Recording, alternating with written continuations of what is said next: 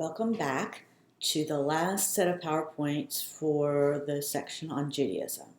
Today I wanted to just talk a little bit about the major holidays in the Jewish tradition, some of which you may already be familiar with. So here we go. The whole PowerPoint will be talking about the major holidays, Shabbat, and then Kashrut, which is probably the more often used name for the larger kosher practice. So let's start with some interesting, just some background stuff. So let's look at this. The calendar of the Jewish and the Islamic tradition is what we call a modified, both Judaism and Islam use a lunar calendar. Judaism modifies that calendar so that things basically stay in the same season. So there are so you can see some of the differences, 354 days. And so every few years, the Jewish calendar, they have to add basically a leap year, which keeps all the Jewish holidays within the same season. So for example, Passover is always in the spring, right?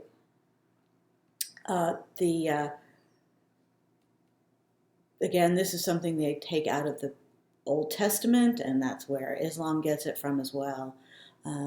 But again, so when you try to combine or put the holidays of a modified lunar calendar onto our calendar, they do move around a bit, but there are then safeguards for them maintaining in the same season of the year.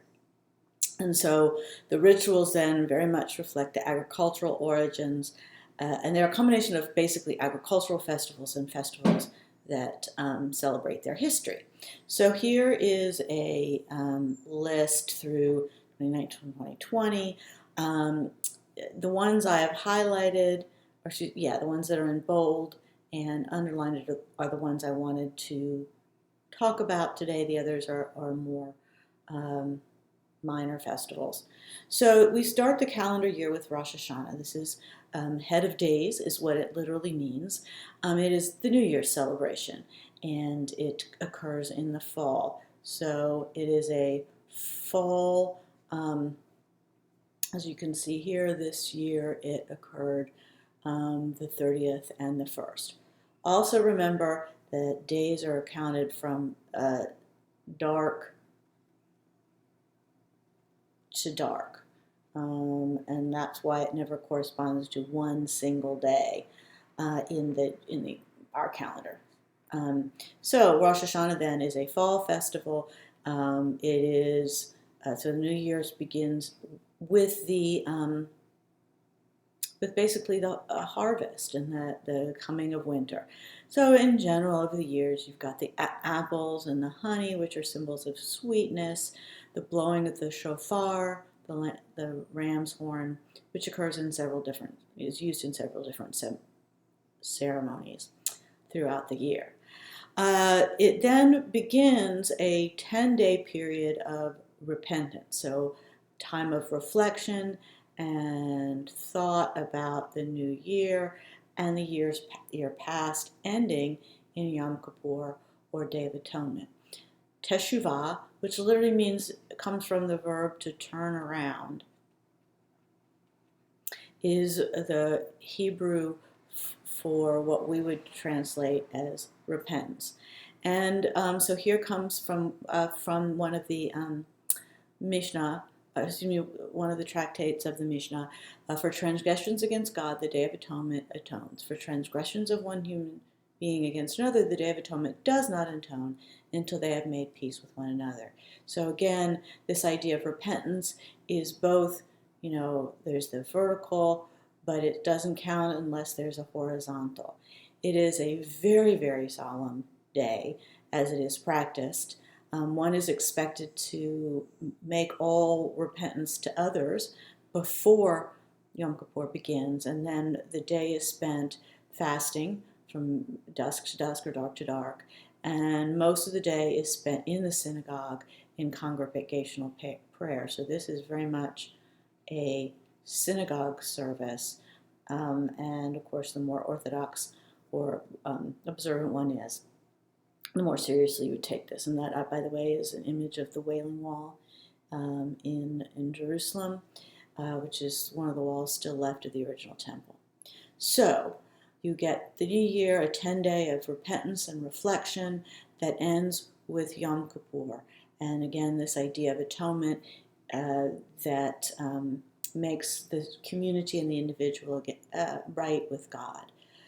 So this then goes, the next is the Festival of Booths, or Sukkot, which is the fall festival, 5 days after Yom Kippur. So they're all sort of related to each other. Sukkot then, one of the practices you will see today in Jewish households is the building of these outdoor booths. They can be nothing more than sticks and paper to very elaborate outdoor rooms, depending on the family. What they do is it's a 7-day celebration where they build these booths. They will eat out in them as much as they can and spend time in them. And of course, this is very much reflects the agricultural roots, because basically you would build a hut in the field, and the farmers and his workmen would then live in the field until the harvest was completed. Probably some of that was celebration, some of that originally was to make sure there was no theft of the food. So it does represent these temporary booths that they made at the time of harvest, but also then they connected many of these holidays to historical events, and of course the time that they spend in the wilderness. So Sukkot. So if you see one of these in the fall on someone's backyard or property or back porch, then they are observing Sukkot. Hanukkah then is actually quite a minor festival, but it has become in our country the counterpoint to Christmas. So it has gained importance as a place, a space for Jews to celebrate when within the Christian countries where the rest of people are celebrating Christmas. It is then, of course, related to the Maccabean revolt, when Antiochus Epiphanes took over the temple, or invaded the temple, desecrated the temple in 169 BCE, and then the several-year intervention that began the Maccabean revolt, and they were able to take the temple back in 165, and miraculously, as they held the temple for 7 days, the oil that was there was miraculously lasted for all 7 days until the priests were able to rededicate the temple. And this is kind of being funny, but kind of not. They tried to kill us, we survived, let's eat. But again, really it is a minor festival in the history of Judaism. Passover, Pesach, is then the commemoration of Easter. And we know all this if you've been to church, because it is so connected to the last week of Jesus' life. But let's talk about it from the Jewish perspective. So it commemorates the Exodus of Egypt, but it also has its agricultural roots in the time when this would have been when the spring in the lambs were giving birth. It lasts for 7 days, and during that 7 days, you will remove all leaven from the household, and you're not allowed to eat anything with leaven in it, to commemorate how fast the Hebrews had to leave Israel. They didn't have time to let their bread rise. Synagogue services then on and off, and then the center event is the Seder meal. So there you see the wine and the matzah bread, which is unleavened bread, and then that is the Hebrew word Pesach for Passover. So the Seder meal, there are all sorts of services in like I said, in the synagogue, and preparations of the household. Seder meal is a family celebration where they basically retell the event of the Exodus. So many of you may have seen the Passover plates that are used. Each one of these is a symbolic food, the bitter herbs, wine, the bitterness of a slave's life. It's very, very symbolic. roasted lamb shank, the sacrifice of the 10th plague. And then Elijah is very much associated with Passover. So Elijah is one of the prophets of the Old Testament or the Hebrew Bible, and he is unique along with Enoch because he was taken up into heaven, and therefore he did not pass through death. He did not die, but went straight to heaven, according to the Old Testament. And therefore, the expectation of Elijah arises around all sorts of events. The cup of wine for Elijah then is left, and an actual place at the table for very observant Jews. So when you sit down at the table with the family members, there would always be a chair left empty for Elijah. There is then also, besides just the way that they retell the story around the food, there is a series of 4 questions, and you can look them up if you want, that are ceremonially asked by the father and answered by the children in the room. And again, it's all, why is this night different from all other nights? Is sort of the beginning statement of that. So again, a highly elaborate ritual meal that commemorates this whole week-long of events in the synagogue and at home. So as we move through the calendar year for Judaism, again, this always then, if Rosh Hashanah and Yom Kippur are in the fall, then this is the spring festival. Shavuot is then, we know it, however, as Pentecost.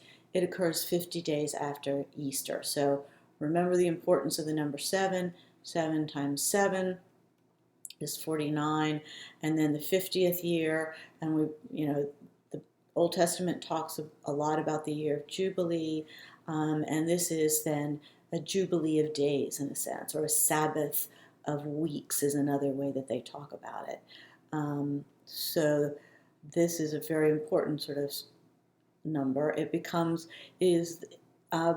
commemorates 2 historical events, the spring harvest, 2 events, one of them agricultural, the late spring harvest, and then the giving of the law at Sinai is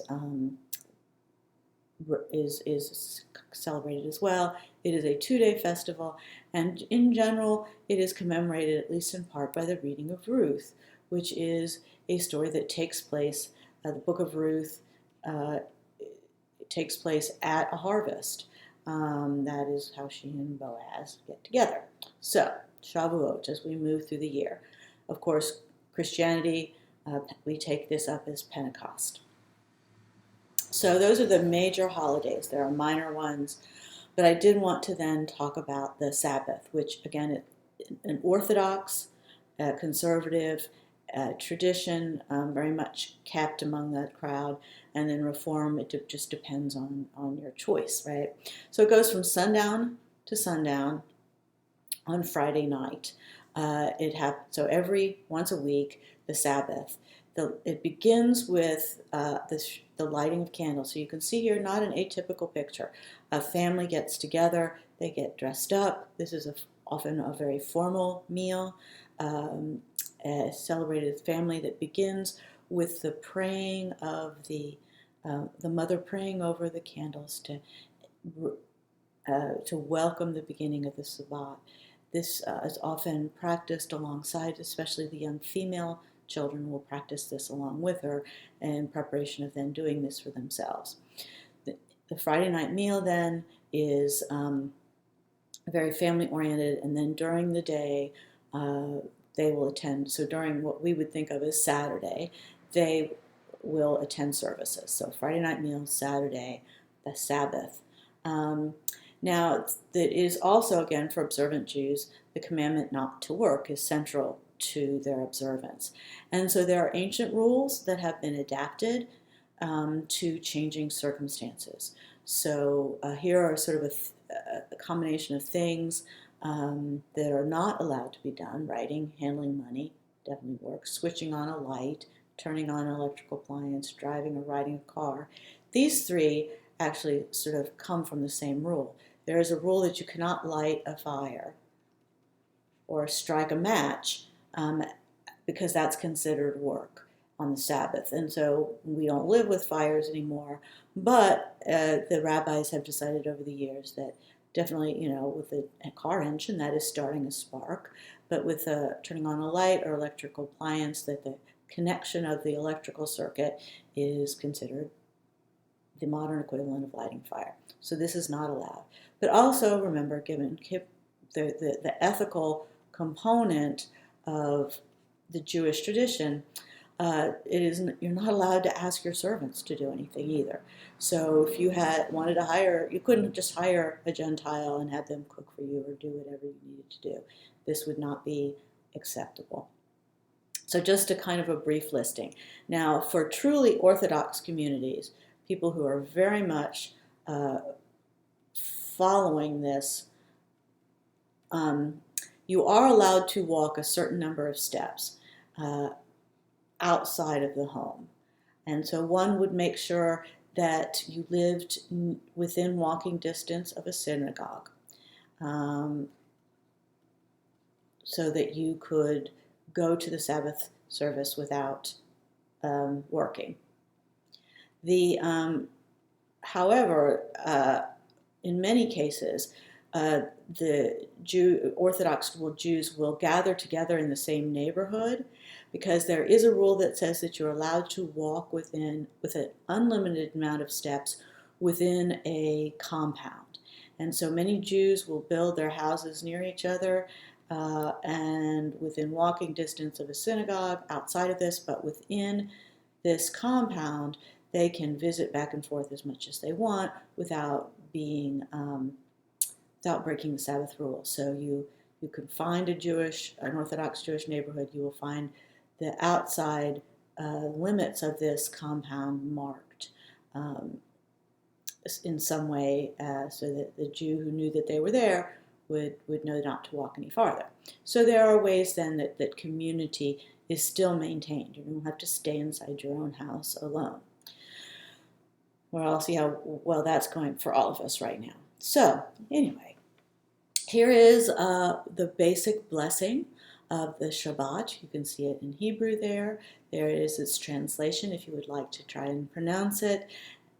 Or transliteration, and then its translation. Blessed are you, Lord our God, King of the universe, who has sanctified us with his commandments and commanded us to kindle the light of the holy Shabbat. And you'll also see here again this typical practice of not spelling the word God out completely, because it's too holy when we are talking about the Jewish God, the true God. Finally, we talk a lot about kosher or kashrut, but here is a list, more or less the overall list. Obviously, within it there are subcategories. So here it is. You can't eat anything that has died a natural death. The animal must be slaughtered properly, which includes which is to say, in general, that is done by slitting the throat of the animal with a very sharp knife, so that the animal dies instantly. So there again, the sense of no cruelty is built into the system in the way that the animal is slaughtered. So again, there are split hooves. It does not chew cud. This is where the idea of pigs comes from. It does not qualify. There are lots of speculation about why pigs and why the different animals that are considered not kosher, and it really has absolutely nothing to do with hygiene or health concerns.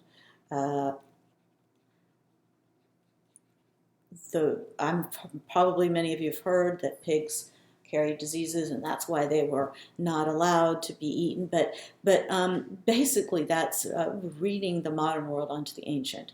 The reason that pigs for many decades in this country were unsafe to eat unless fully cooked had to do with the system of raising and slaughtering pigs in this country, which has since been cleaned up, and so eating pork is not as and cooking pork is not as much of an issue as it used to be, the way I was raised to cook pork from my mother.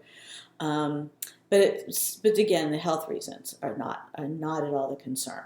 So you go on, and again, so what might it be? So if you look at the list overall, no fish that does not have both fins and scales.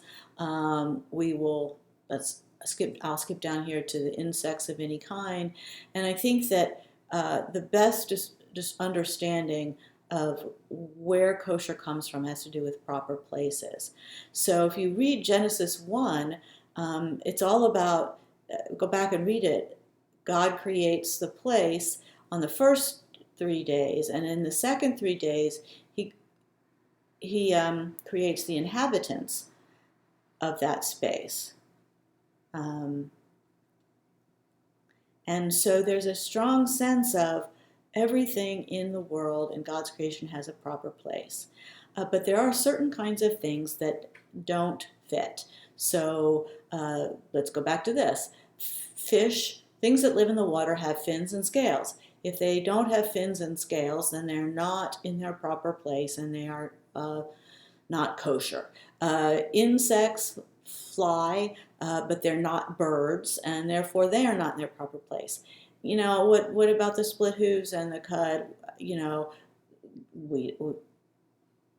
Food regulations are by far so very, very difficult, more than anything, to figure out in a religion, and where culture and all sorts of things overlap with actual religious reasoning is hard to tell sometimes, and now so far away from that time.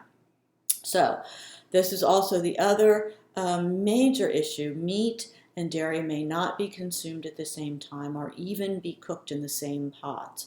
So whereas these rules tend to be, they look relatively simple, it's very difficult to actually maintain. So for example, this last rule, no meat and dairy together, means that every kosher kitchen must have a complete set of dishes and cooking utensils that they use for milk dishes and a separate set of everything that they use for meat dishes.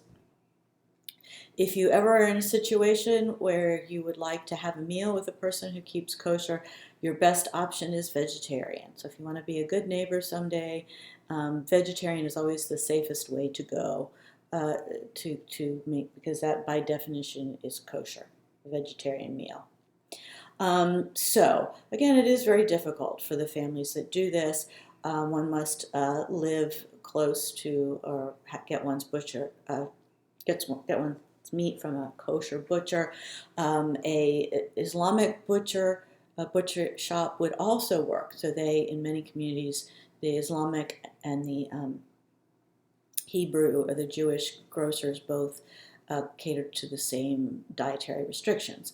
And then, of course, we eat, and particularly in this country, so much of prepackaged foods that this is another issue for Jews today who keep kosher.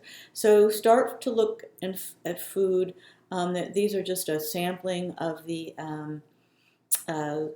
symbols that you will see on prepackaged food, to show that they have been examined by the council, the rabbinic group that defines these things, and has been approved to eat by a Jew.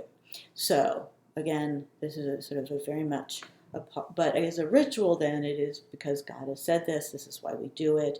It is to keep ourselves apart, God's elect, and to show special adherence to God. And so I will end with this.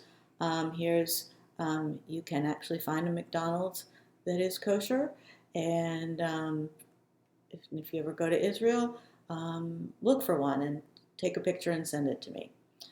So this is the end of the PowerPoints for Judaism. Your test is on Thursday, and I will have it uploaded by that morning, and I'll give you a time frame to take it.